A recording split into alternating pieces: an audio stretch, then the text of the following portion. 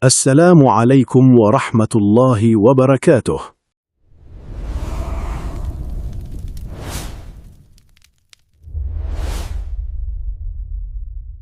Malam semakin larut. Saat kebanyakan orang terlelap dalam mimpi, ada sebagian manusia yang justru membuka pintu menuju dunia lain. Dunia yang tak terlihat, namun jejaknya nyata. Tangisan tanpa sebab, kematian misterius, kekayaan mendadak, hingga kutukan yang diwariskan turun-temurun.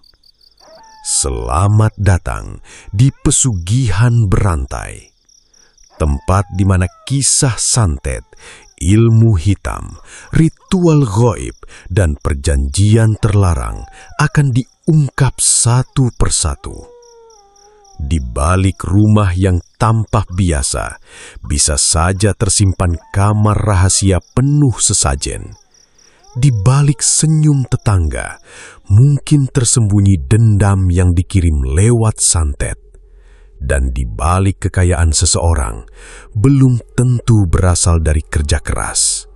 Bisa jadi ada tumbal yang telah diserahkan.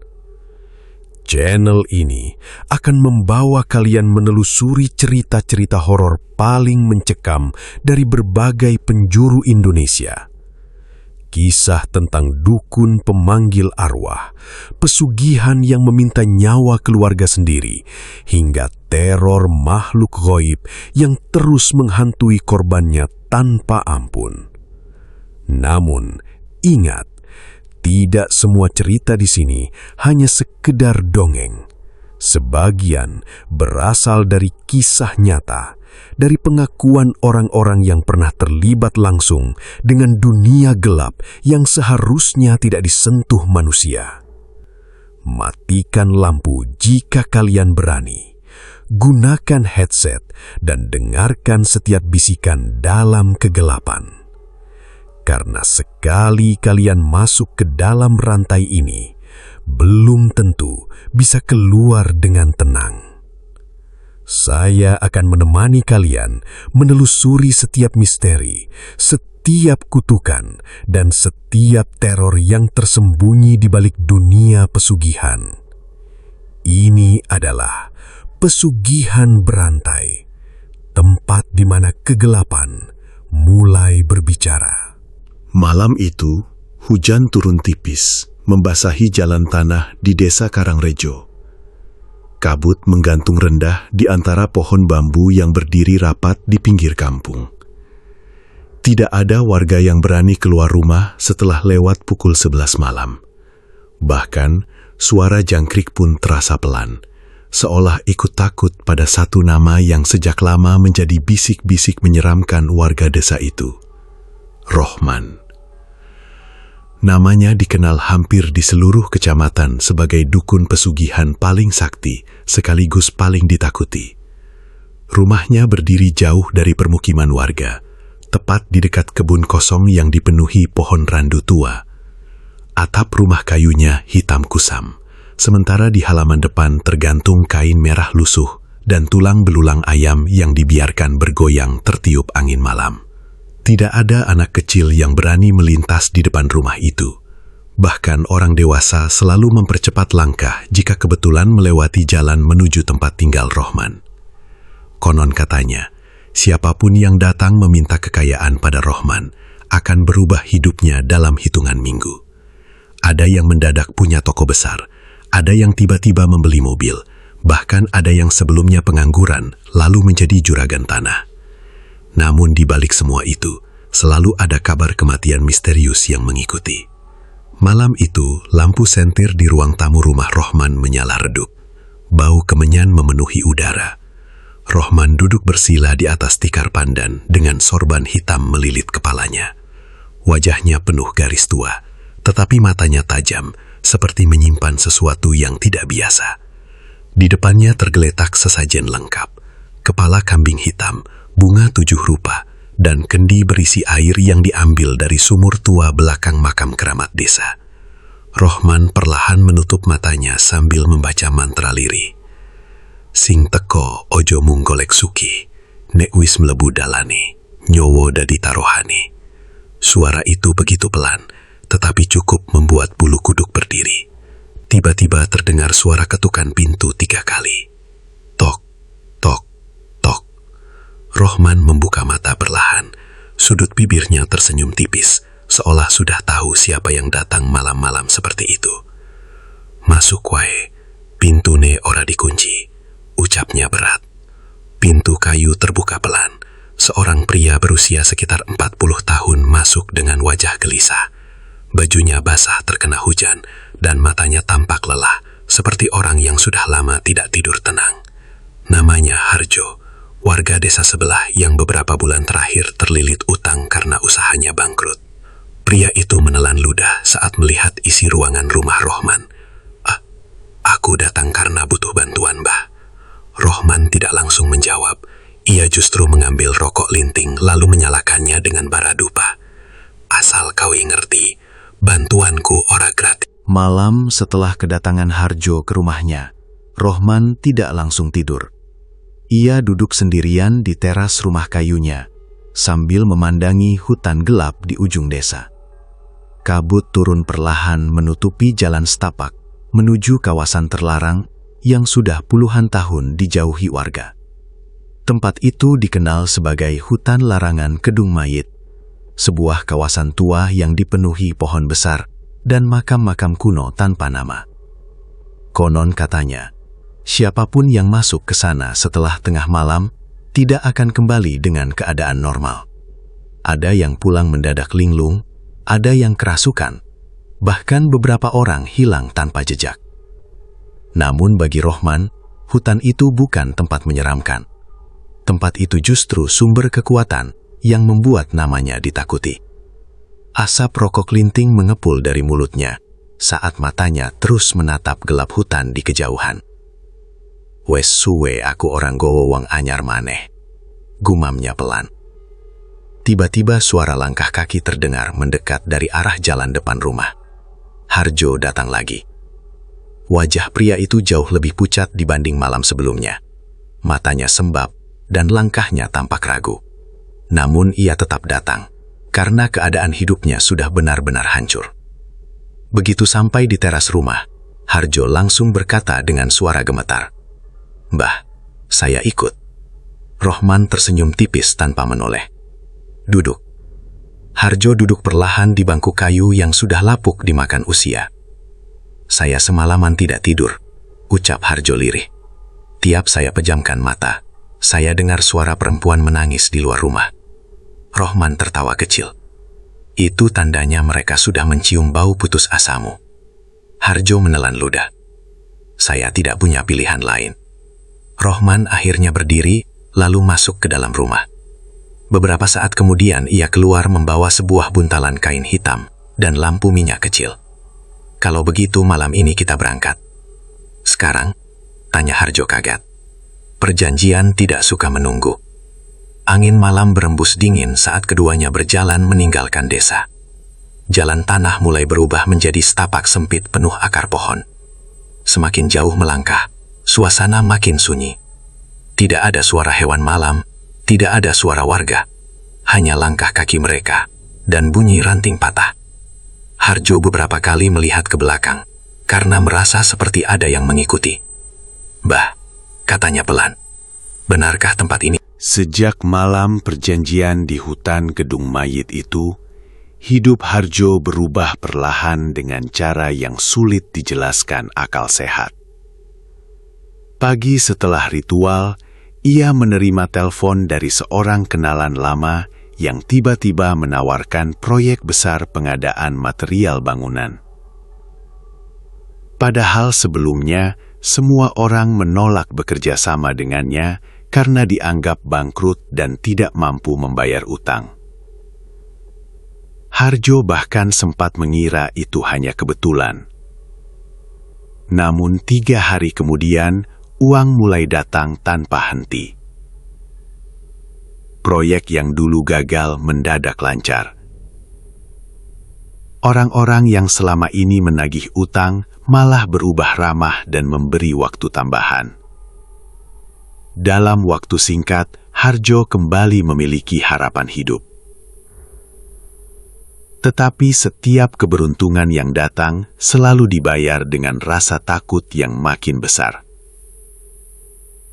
Karena ia tidak pernah melupakan kata-kata Rohman malam itu. 35 hari, tumbal harus diberikan. Malam demi malam Harjo mulai sulit tidur. Setiap memejamkan mata, ia selalu bermimpi berada di tengah hutan berkabut sambil mendengar suara langkah kaki mengitarinya. Kadang ia melihat sosok tinggi berdiri di bawah pohon beringin sambil membawa kepala kambing penuh darah. Kadang suara itu berubah menjadi tangisan anak kecil. Ayah, dingin. Harjo selalu terbangun dengan tubuh basah oleh keringat. Istrinya, Sulastri, mulai menyadari perubahan sikap suaminya. Suatu malam saat makan bersama, perempuan itu memandang Harjo dengan wajah heran. "Mas, akhir-akhir ini kok sering melamun?" Harjo tersentak lalu memaksakan senyum. "Gak apa-apa. Kamu juga sering bangun tengah malam terus duduk di luar rumah sendirian." Harjo diam. Sulastri kembali bicara pelan. "Apa ada masalah lagi soal utang?" Harjo menunduk sambil menggenggam sendok erat-erat. Kalau saja istrinya tahu bahwa semua uang yang mulai mereka nikmati berasal dari perjanjian mengerikan di tengah hutan, mungkin perempuan itu akan langsung pergi membawa anak mereka. Namun Harjo terlalu takut kehilangan semuanya. "Proyekku mulai jalan lagi," jawabnya akhirnya. "Mungkin aku cuma capek." Sulastri tersenyum lega. "Syukurlah, aku kira ada sesuatu." Harjo hanya mengangguk pelan, tetapi dadanya terasa sesak. Di sudut ruang makan, anak laki-lakinya yang masih berumur 7 tahun sedang bermain mobil-mobilan sambil tertawa kecil. Namanya Dika. Anak itu sama sekali tidak tahu bahwa tanpa sadar dirinya mulai menjadi bagian dari sesuatu yang gelap. Malam semakin larut. Hujan rintik turun pelan di luar rumah. Saat semua anggota keluarga tertidur, Harjo kembali duduk sendirian di ruang tamu sambil merokok gelisah. Tiba-tiba terdengar suara ketukan di pintu depan. Tok, tok, tok. Harjo langsung menegang. Jam dinding menunjukkan pukul 1:10 dini hari. Perlahan ia mendekati pintu. "Siapa?" Tidak ada jawaban. Tok, tok, tok. Ketukan terdengar lagi, lebih pelan namun jelas. Dengan tangan gemetar, Harjo membuka sedikit pintu rumahnya. Kosong. Tidak ada siapapun di luar. Hanya jalan desa yang gelap dan suara angin malam.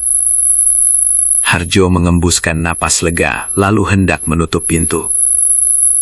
Namun tiba-tiba matanya melihat sesuatu di bawah kursi teras.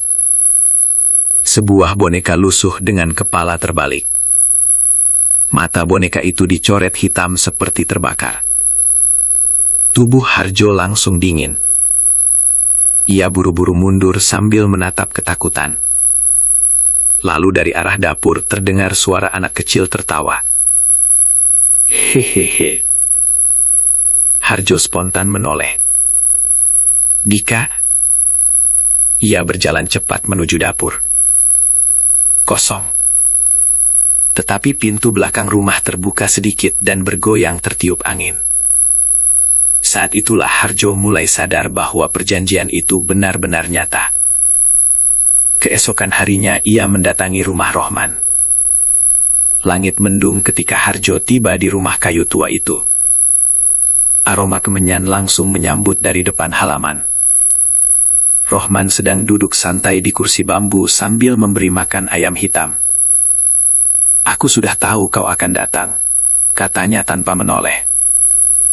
Harjo langsung bicara dengan wajah panik. "Bah, semalam ada sesuatu datang ke rumah saya." Rohman tersenyum tipis. "Mereka mulai menagih. Saya takut. Takut karena sadar waktumu makin sedikit." Harjo duduk lemas. "Saya belum siap soal tumbal itu." Rohman menatapnya tajam. "Kalau begitu bersiaplah kehilangan semuanya." Harjo mengusap wajahnya kasar. "Tidak ada cara lain." "Tidak ada." Rohman lalu mengambil segelas kopi hitam dan menyerahkannya pada Harjo. "Kau pikir kekayaan datang gratis?" Harjo terdiam. Rohman kembali bicara pelan. "Makhluk di hutan itu tidak peduli uangmu. Mereka cuma mau satu hal.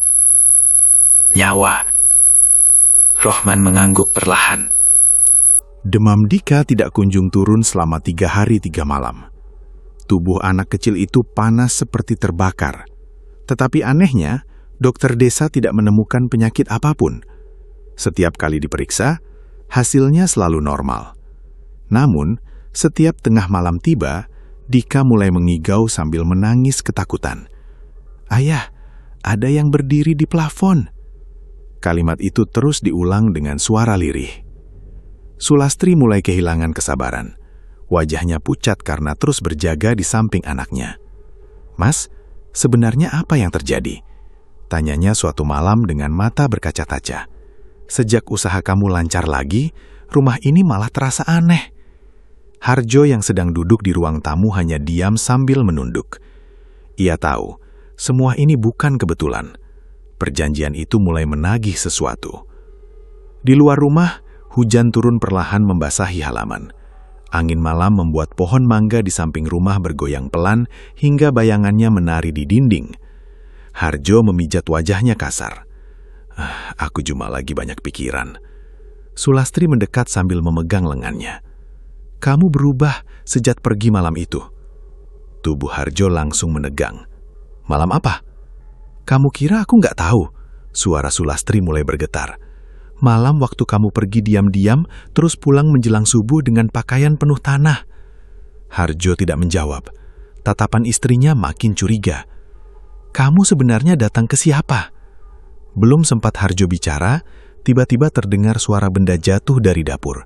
Brak! Sulastri langsung menoleh kaget. "Apa itu?" Harjo buru-buru berjalan menuju dapur. Lampu dapur berkedip pelan saat ia masuk ke ruangan itu. Piring-piring di rak jatuh berserakan di lantai, padahal tidak ada angin.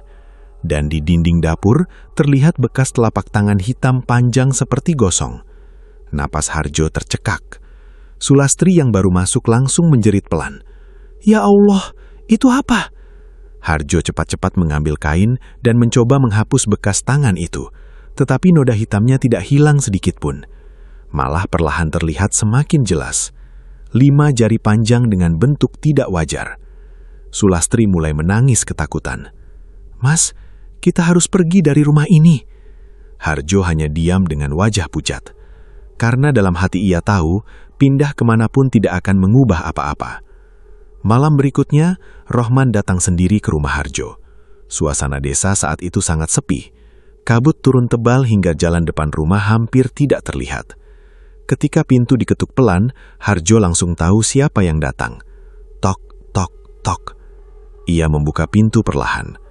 Rohman berdiri di depan rumah sambil membawa karung hitam kecil dan tongkat kayu tua. "Mbah," suara Harjo terdengar lemah. Rohman melangkah masuk tanpa permisi. Begitu masuk, matanya langsung menyapu seluruh ruangan rumah. Mereka sudah mulai masuk ke sini. Sulastri yang melihat Rohman langsung tampak bingung. "Ini siapa, Mas?" Harjo gugup. "Teman, orang pintar." Rohman melirik Sulastri sesaat, lalu tersenyum kecil. "Istrimu mulai sensitif." "Maksudnya?" Dia mulai bisa merasakan kehadiran mereka. Sulastri makin ketakutan mendengar ucapan itu. Rohman kemudian duduk di tengah ruang tamu dan membuka karung hitamnya. Di dalamnya ada ayam hitam hidup, beberapa lilin merah, kain kafan kecil, dan botol berisi cairan merah pekat. Sulastri mundur perlahan. "Mas, saya nggak suka ini." Rohman menatap Harjo. Kalau mau gangguan berhenti sementara, ritual pertama harus dilakukan malam ini. Harjo langsung mendekat.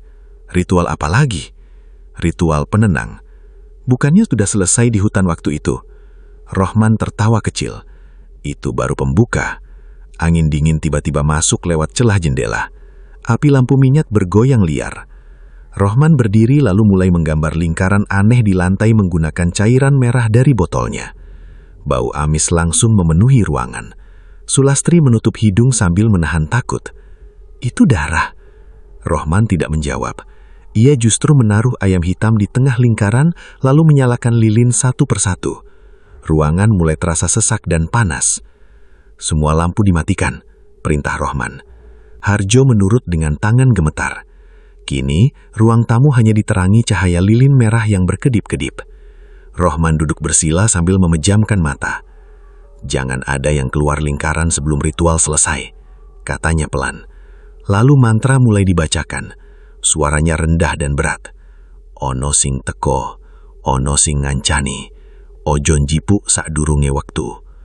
Semakin lama suara Rohman semakin keras. Ayam hitam di tengah lingkaran mendadak mengamuk seperti ketakutan.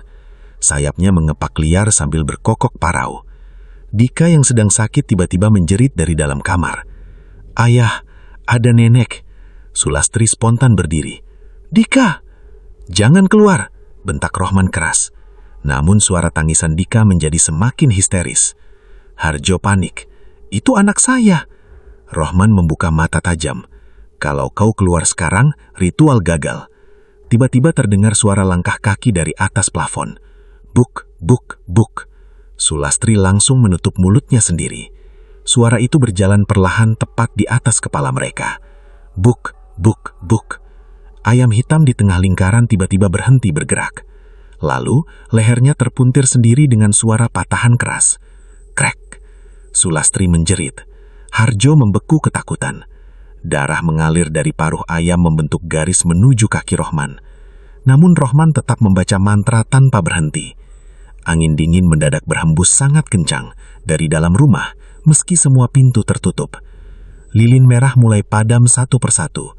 Cahaya ruangan makin gelap. Lalu terdengar suara perempuan tertawa dari arah dapur.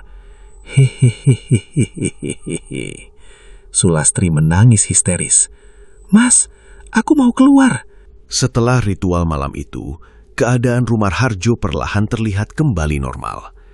Dika yang sebelumnya demam tinggi mendadak sembuh keesokan paginya seolah tidak pernah sakit. Anak itu kembali bermain seperti biasa, tertawa di halaman rumah sambil mengejar ayam-ayam kecil milik tetangga. Sulastri mulai sedikit tenang, meski bayangan kejadian mengerikan malam ritual masih menghantui pikirannya. Namun bagi Harjo, ketenangan itu justru terasa jauh lebih menakutkan. Karena ia sadar sesuatu sedang menunggu. Dan semakin hari, hidupnya malah berubah semakin baik. Proyek-proyek besar terus berdatangan tanpa henti.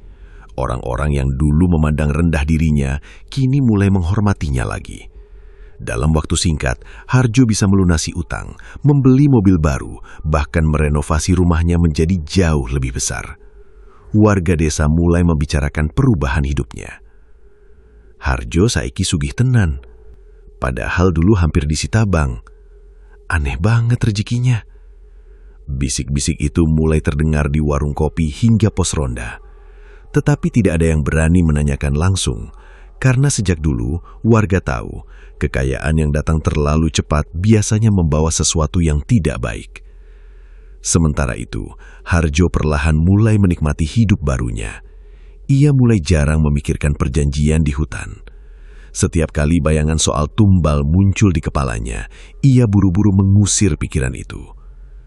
"Tidak mungkin aku menyerahkan anak sendiri." Kalimat itu selalu ia ulang dalam hati. Hari berganti minggu, rumah baru Harjo hampir selesai dibangun. Mobil hitam mewah terparkir di depan halaman, sesuatu yang dulu bahkan tidak pernah ia bayangkan. Suatu sore saat duduk bersama istrinya di teras, Sulastri tersenyum bahagia. "Akhirnya hidup kita berubah juga, Mas." Harjo ikut tersenyum tipis. "Iya, sekarang gak perlu takut utang lagi." Harjo memandangi anaknya yang sedang bersepeda di halaman depan. Dadanya terasa berat sesaat. Karena di balik semua kebahagiaan itu, ada suara yang terus menghantui kepalanya setiap malam. Janji harus ditepati. Namun semakin lama, Harjo mulai meyakinkan dirinya sendiri bahwa semua itu mungkin hanya ketakutan sesaat. Ia mulai berpikir, Rohman hanya menakut-nakuti agar dirinya terus bergantung. Mungkin sebenarnya tidak ada tumbal, gumamnya suatu malam. Ia mencoba percaya bahwa semua ritual itu hanya bagian dari permainan psikologis. Lagi pula sudah hampir sebulan berlalu dan tidak terjadi apa-apa lagi. Gangguan di rumah berhenti. Tidak ada suara langkah di plafon, tidak ada sosok hitam di jendela. Semua terasa normal kembali. Dan disitulah kesalahan Harjo mulai. Karena tanpa sadar, ia mulai melupakan janji yang sudah dibuat di bawah pohon beringin Kedung Mayit. Malam Jumat Kliwon tiba dengan langit yang sangat gelap. Angin bertiup pelan membawa bau tanah basah setelah hujan sore. Harjo sedang duduk di ruang tamu sambil menghitung uang hasil proyek barunya. Tumpukan uang memenuhi meja. Sudut bibirnya tersenyum puas. Tiba-tiba ponselnya bergetar. Nama Rohman muncul di layar. Harjo terdiam sesaat sebelum mengangkat telepon itu. "Halo?" Suara Rohman terdengar berat dari seberang. "Waktumu tinggal sedikit." Harjo langsung merasa tidak nyaman. "Saya tahu." "Kalau tahu, kenapa kau diam saja?" Harjo menghembuskan nafas panjang. "Mbah, saya nggak bisa melakukan itu." Suasana di telepon mendadak hening beberapa detik. Lalu Rohman tertawa pelan. "Kau mulai lupa diri setelah jadi kaya. Saya cuma mau hidup normal." "Normal?" Suara Rohman berubah dingin. "Kau pikir uang yang kau nikmati sekarang datang begitu saja?" Harjo mulai emosi. "Saya sudah bayar ritual itu." "Belum." Suara Rohman meninggi sedikit. "Perjanjian belum selesai sebelum tumbal diberikan." Harjo berdiri sambil mengepalkan tangan. "Saya nggak akan menyerahkan keluarga saya." Tiba-tiba suara Rohman berubah pelan namun jauh lebih menyeramkan. "Kalau begitu, mereka akan mengambil sendiri." Telepon langsung terputus. Harjo memandang layar ponselnya dengan nafas memburu. Entah kenapa hawa rumah mendadak terasa dingin. Lampu ruang tamu berkedip sekali, lalu mati. Brak!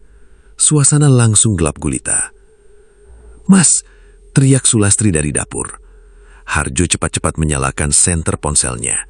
Saat cahaya senter menyapu ruangan, ia melihat sesuatu membuat tubuhnya langsung membeku. Di dinding ruang amu terdapat tulisan hitam besar seperti dicoret menggunakan darah. Janji harus dibayar. Harjo mundur pelan dengan wajah pucat. "Mas, itu apa?" Sulastri mendekat sambil membawa lilin kecil. Begitu melihat tulisan itu, perempuan tersebut langsung lemas. "Ya Allah!" Harjo buru-buru mengambil kain dan mencoba menghapus tulisan tersebut. Namun noda hitam itu justru semakin melebar seperti meresap ke tembok. Tiba-tiba terdengar suara Dika menangis. Sejak Rohman menghilang tanpa jejak, suasana desa Karangrejo berubah semakin mencekam. Warga mulai menutup pintu rumah lebih awal setiap malam. Tidak ada lagi yang berani melewati jalan dekat rumah kosong milik Rohman, apalagi menuju arah hutan Kedung Mayit. Kabar tentang hilangnya dukun tua itu menyebar cepat hingga desa sebelah.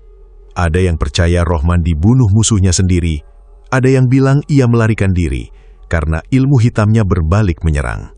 Namun Harjo tahu, kenyataan sebenarnya jauh lebih mengerikan. Rohman bukan kabur, Rohman sedang diburu. Dan sekarang, sesuatu itu mulai datang mencari dirinya. Malam demi malam, gangguan di rumah Harjo berubah semakin ganas. Tidak lagi hanya suara langkah kaki atau ketukan pintu tengah malam. Kini benda-benda mulai bergerak sendiri. Piring pecah tanpa sebab, Lampu menyala mati berkali-kali. Bahkan beberapa tetangga mengaku melihat sosok hitam berdiri di atap rumah Harjo setiap menjelang subuh. "Aku lihat jelas. Tinggi banget," bisik seorang tetangga di warung kopi. "Matanya merah. Jangan dekat-dekat rumah itu."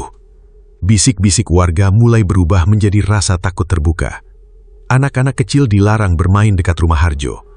Bahkan beberapa orang mulai percaya keluarga itu membawa kutukan. Suatu malam, angin bertiup sangat dingin, meski musim belum memasuki penghujan besar. Harjo sedang duduk sendirian di ruang tamu sambil memandangi halaman rumah yang gelap. Matanya merah karena sudah beberapa hari tidak tidur tenang. Di lantai dekat kursinya terdapat beberapa puntung rokok berserakan. Ia mulai merasa hidupnya hancur perlahan. Kekayaan yang dulu terasa seperti jawaban hidup, kini berubah menjadi sumber teror. Tiba-tiba, dari luar rumah terdengar suara orang berjalan pelan. Krak, krak, seperti kaki menyeret di atas tanah basah. Harjo langsung menegang. Suara itu berhenti tepat di depan pintu rumah. Sunyi. Lalu terdengar suara ketukan pelan. Tok, tok, tok. Harjo tidak bergerak. Napasnya memburu. Ketukan itu terdengar lagi, kali ini lebih keras. Tok, tok, tok. Sulastri yang baru keluar dari kamar langsung pucat. "Mas, ada siapa malam-malam begini?" Harjo menggeleng pelan. "Jangan buka pintu." Namun suara di luar berubah menjadi garukan panjang. Kret. Seperti kuku cajam menggesek triu pintu. Dika yang sedang tidur mendadak menangis dari kamar. "Ibu!" Sulastri langsung berlari menghampiri anaknya. Sementara suara garukan di pintu semakin keras. Kret, kret. Harjo memberanikan diri mendekati jendela ruang tamu. Dengan tangan gemetar, ia mengintip sedikit lewat sela gorden. Dan tubuhnya langsung membeku. Di depan rumah, berdiri sosok tinggi hitam dengan tubuh sangat kurus. Rambutnya panjang menutupi wajah. Tangannya mencengkram pintu rumah sambil terus menggaruk perlahan. Namun yang paling membuat Harjo hampir jatuh adalah kaki makhluk itu. Terbalik. Napas Harjo tercekak. Tiba-tiba, kepala makhluk itu bergerak perlahan menghadap jendela. Seolah tahu dirinya sedang diperhatikan. Harjo langsung mundur ketakutan. "Ya Allah!" Makhluk itu mulai tertawa pelan dari luar. Hihihihihihi. Suara tawanya berubah menjadi tangisan panjang. Lalu terdengar suara perempuan berbisik tepat di depan pintu. Janji harus dibayar. Lampu rumah mendadak mati total. Gelap. Sulastri menjerit dari kamar. "Mas, tolong!" Harjo langsung berlari menuju kamar anaknya. Saat masuk, ia melihat Dika berdiri di atas kasur sambil menunjuk ke sudut plafon. "Itu dia!" Harjo melikuti arah telunjuk anaknya. Dan di sudut atas kamar, sesaat terlihat sosok hitam merangkak di plafon seperti cicak jaksasa. Matanya merah menyala. Sulastri langsung histeris. Makhluk itu tertawa kecil sebelum menghilang ke dalam gelap. Brak! Pintu kamar menutup sendiri keras sekali. Dika menangis ketakutan sambil memeluk ibunya. Harjo mulai panik. Ia sadar, gangguan ini bukan lagi sekedar ancaman. Makhluk dari hutan kedung mayit itu sudah masuk ke dalam rumah. Malam itu juga, mereka bertiga berkumpul di ruang tamu sambil menunggu pagi dengan tubuh gemetar. Tidak ada yang berani tidur. Menjelang subuh, suara ayam berkokok mulai terdengar dari kejauhan. Gangguan perlahan berhenti. Namun ketika Harjo membuka pintu rumah pagi harinya, sesuatu sudah tergeletak di depan teras. Seekor ayam hitam mati, tanpa kepala. Darahnya masih segar. Dan di samping bangkai ayam itu terdapat kain kafan kecil penuh tanah kuburan. Sulastri langsung menangis. "Mas, kita bakal mati." Harjo tidak menjawab. Wajahnya kosong.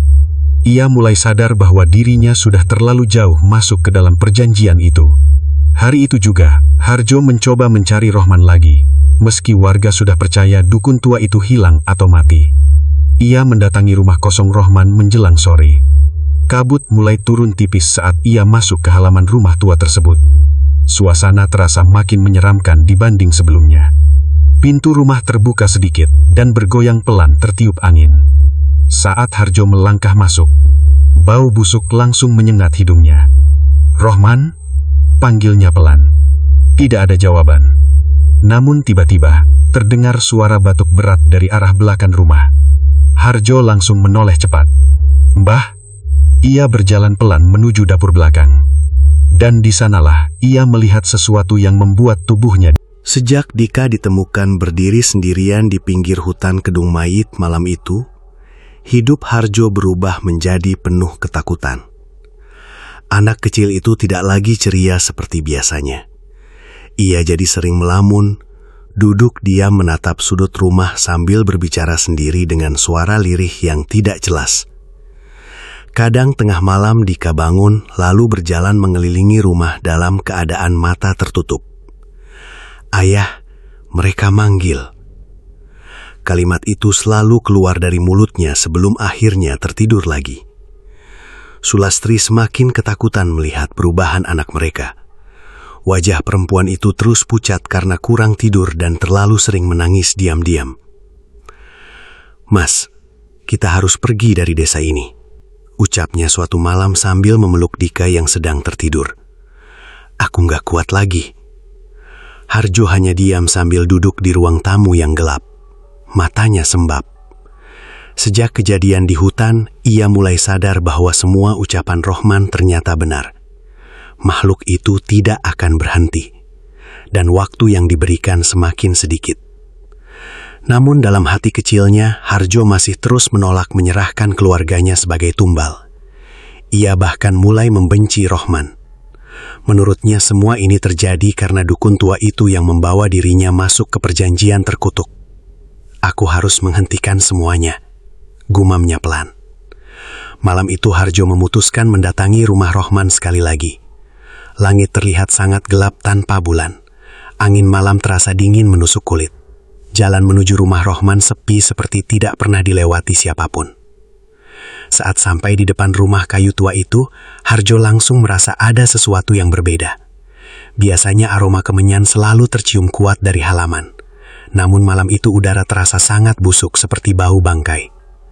Lampu rumah Rohman juga mati total. Harjo melangkah pelan menuju pintu depan. "Mbah Rohman?" Tidak ada jawaban.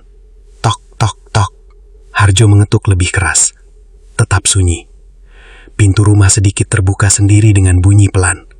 Krek. Bulu kuduk Harjo langsung berdiri.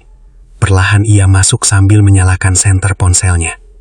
Ruangan rumah itu gelap dan berantakan. Sesajen berserakan di lantai.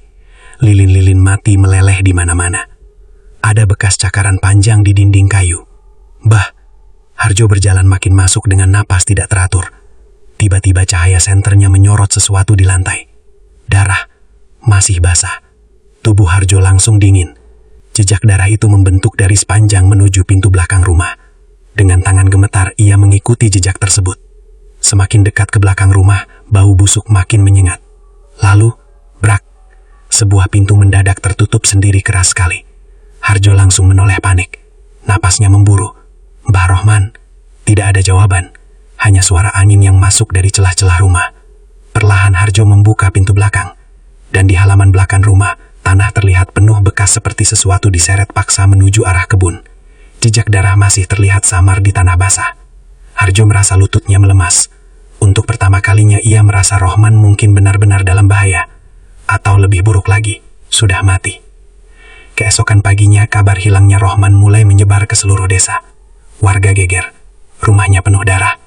Ada yang bilang semalam dengar suara orang menjerit dari arah kebun. Jangan-jangan dibunuh.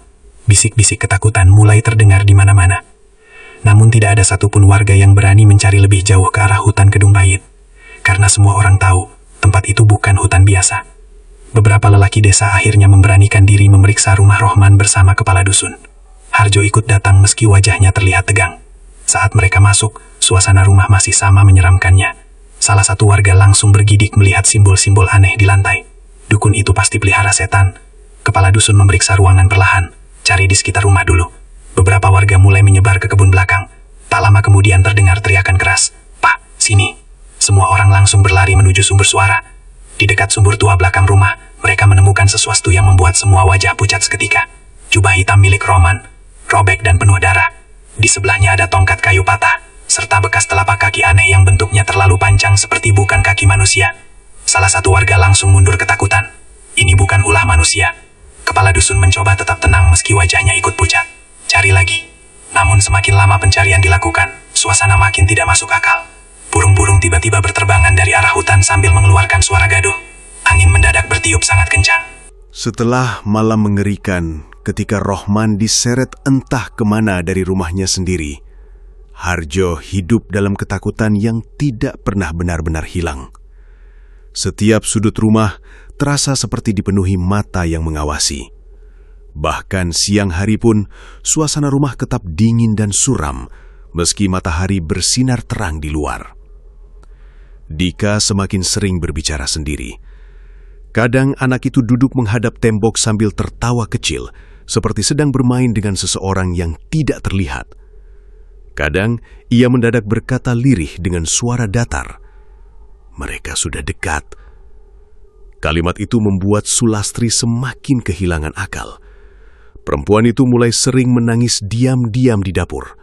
Wajahnya pucat dan tubuhnya kurus karena hampir tidak pernah tidur nyenyak.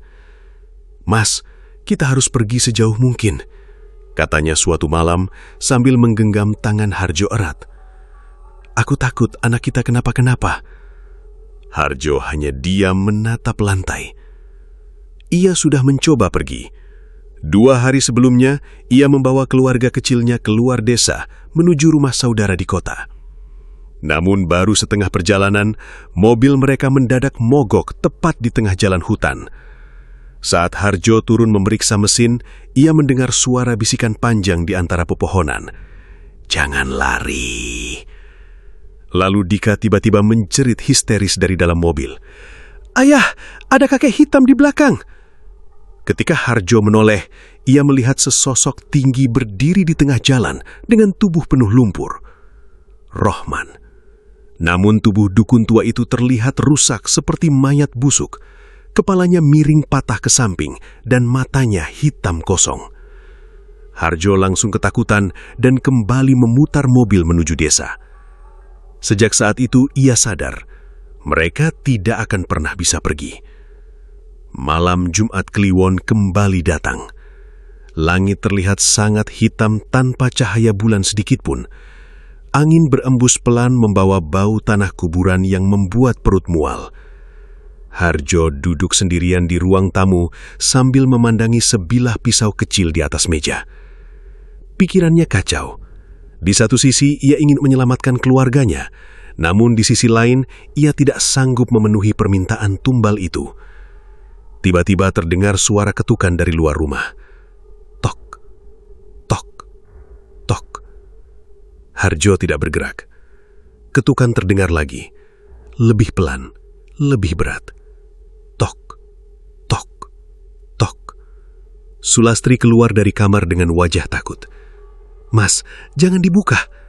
Namun suara dari luar berubah menjadi bisikan panjang. "Harjo."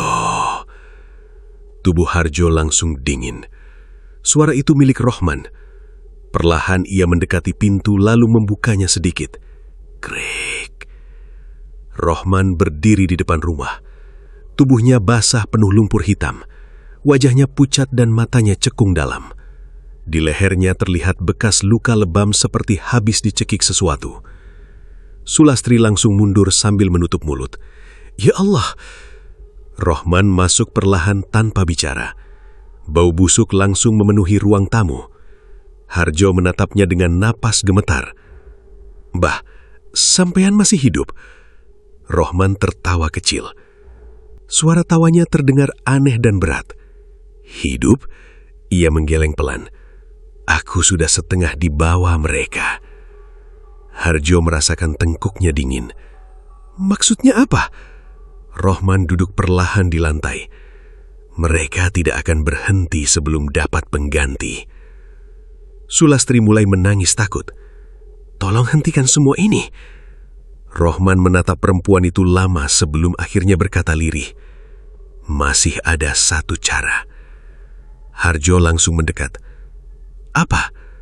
"Ritual penutup." Suasana mendadak hening. Rohman mengeluarkan buntalan kain hitam dari balik jubahnya. Di dalamnya ada tanah kuburan, dumpah hitam, dan sebuah boneka kecil yang wajahnya mirip Dika. Harjo langsung pucat. "Mbah, kalau ritual ini berhasil, ikatan dengan mereka bisa diputus. Kalau gagal..." Rohman diam beberapa detik, lalu menjawab pelan, "Mereka akan mengambil semua nyawa yang terikat." Angin malam mendadak bertiup masuk membuat lampu rumah berkedip-kedip. Sulastri langsung memegang tangan suaminya erat. "Mas, jangan ikut lagi." Namun Harjo sudah terlalu putus asa. Ia merasa ini satu-satunya kesempatan menyelamatkan keluarganya. "Di mana ritual itu dilakukan?" tanyanya pelan. Rohman mengangkat wajahnya perlahan. "Di tempat semuanya bermula. Hutan Kedung Mayit." Tengah malam itu, mereka bertiga meninggalkan rumah. Dika yang tertidur dibawa bersama karena Rohman mengatakan ikatan tumbal sudah terlalu kuat. Perjalanan menuju hutan terasa jauh lebih menyeramkan dibanding sebelumnya. Kabut turun sangat tebal hingga jalan setapak hampir tidak terlihat. Tidak ada suara hewan, tidak ada suara angin, hanya langkah kaki mereka di tanah basah. Sesekali, Harjo merasa melihat bayangan hitam berjalan di antara pepohonan mengikuti mereka. Namun ketika ditoleh, tidak ada apa-apa. Saat sampai di bawah pohon beringin besar tempat ritual pertama dilakukan, udara terasa sangat dingin sampai napas mereka terlihat seperti asap. Rohman langsung mulai menyiapkan ritual. Ia menggambar lingkaran besar menggunakan tanah kuburan dan darah ayam hitam. "Jangan keluar dari lingkaran apapun yang terjadi," katanya berat. Harjo mengangguk pelan. Dika yang sejak tadi tertidur tiba-tiba membuka mata perlahan, namun tatapannya kosong. "Ayah, mereka sudah datang." Belum sempat Harjo menjawab, terdengar suara langkah kaki mengelilingi mereka dari balik kabut. Buk, buk, buk. Rohman mulai membaca mantra dengan suara keras. "Ono sing teko, ono sing bali, putusno janji sing wis kawangun." Angin mendadak bertiup sangat kencang. Pohon beringin bergoyang liar. Kabut di sekitar mereka mulai bergerak seperti hidup. Lalu satu persatu sosok hitam muncul dari balik pepohonan. Tinggi, kurus, berdiri diam mengelilingi ritual.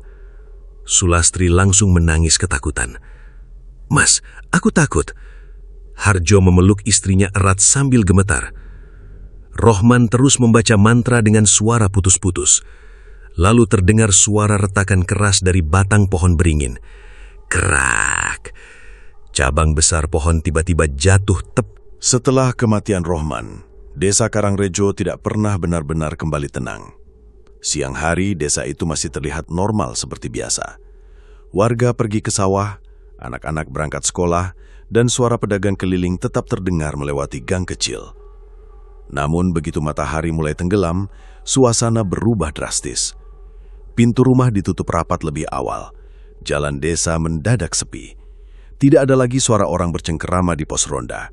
Bahkan anjing-anjing kampung yang biasanya menggonggong setiap malam, kini lebih sering bersembunyi di bawah rumah sambil merengek ketakutan.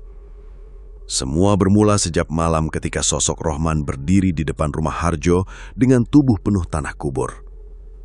Sejak kejadian itu, gangguan tidak lagi hanya terjadi di rumah Harjo.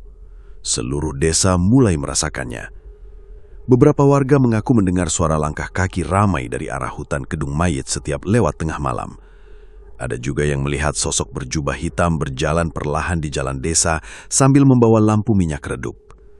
Dan yang paling sering terdengar adalah suara tawa perempuan panjang yang muncul dari arah hutan. Suara itu muncul hampir setiap malam, kadang dekat, kadang jauh, tetapi selalu berhasil membuat warga membeku ketakutan. Harjo sendiri sudah seperti hidup di dalam mimpi buruk tanpa akhir. Matanya cekung, tubuhnya kurus, dan pikirannya mulai kacau karena terus dihantui rasa bersalah. Ia sadar, semua teror ini bermula dari keserakahannya sendiri. Namun penyesalan datang terlalu terlambat. Malam itu hujan gerimis turun tipis membasahi halaman rumah. Harjo duduk diam di ruang tamu dengan sebilah golok di samping kursinya. Sulastri dan Dika tertidur di kamar setelah seharian menangis ketakutan. Sudah hampir 2 minggu mereka hidup seperti tahanan di rumah sendiri. Tidak ada yang berani keluar malam, tidak ada yang berani mematikan lampu. Harjo menatap kosong ke arah jendela yang dipenuhi embun hujan. Tiba-tiba terdengar suara kentongan dipukul cepat dari ujung desa. Tong, tong, tong. Harjo langsung berdiri. Suara panik warga mulai terdengar dari luar. Ada orang kesurupan di rumah Pak Lurah. Harjo buru-buru keluar rumah. Di ujung jalan sudah banyak warga berkumpul sambil membawa senter dan lampu minyak. Wajah mereka penuh ketakutan. Saat Harjo sampai di rumah kepala desa, suasana sudah kacau. Anak perempuan kepala desa yang baru berumur 16 tahun sedang mengamuk di ruang tamu sambil tertawa keras dengan suara bukan suara manusia. Tubuhnya dipelintir tidak wajar, matanya melotot hitam. Beberapa lelaki mencoba menahannya namun selalu terpental seperti didorong tenaga besar. Kepala desa hampir menangis. Tolong anak saya. Seorang ustaz kampung mencoba membacakan doa di dekat gadis itu, namun tiba-tiba gadis tersebut menoleh tajam lalu berkata dengan suara berat, "Dia sudah mati, tapi janjinya belum selesai." Tubuh Harjo langsung dingin, suara itu sangat mirip suara Rohman. Gadis itu lalu tertawa lagi sambil menunjuk lurus ke arah Harjo. "Semua gara-gara kamu." Warga langsung menoleh ke arah Harjo.